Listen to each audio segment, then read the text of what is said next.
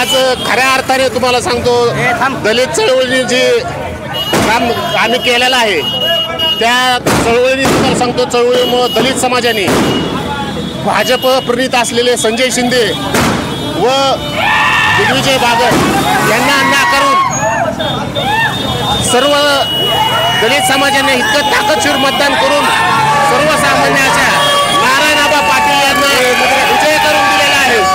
ते सर्व मतदारांचं, सर्व दलित समाजाने जो माझ्यावर विश्वास टाकून जो मतदान केलं त्याबद्दल मी सर्व दलित समाजाचा, मुस्लिम समाजाचा व सर्वांचा मी आभारी आहे।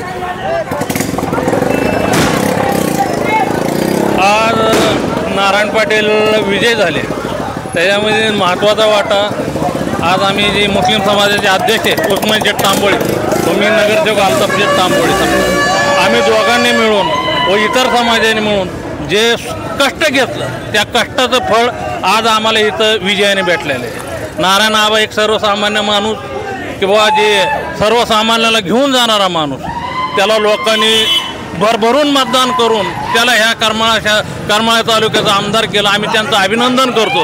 ह्याच्या पुढं त्यांच्याकडनं तालुक्याची अडीअडचणी सोडवण्याचं काम होईल ह्याची शाश्वती आम्हाला आहे। त्यामुळेच मुस्लिम समाजाने त्यांना पाठिंबा देऊन जास्तीत मतांनी निवडून दिलेलं आहे। ह्याच्या पुढंही आम्ही जातीवादी शक्तीला दूर ठेवून मुस्लिम असो दलित असो सगळेजण मिळून आम्ही काम करून ह्या करमाळा तालुक्याला कसं पुढे नेता येईल ह्या गोष्टीचा जास्तीत जास्त प्रयत्न करू।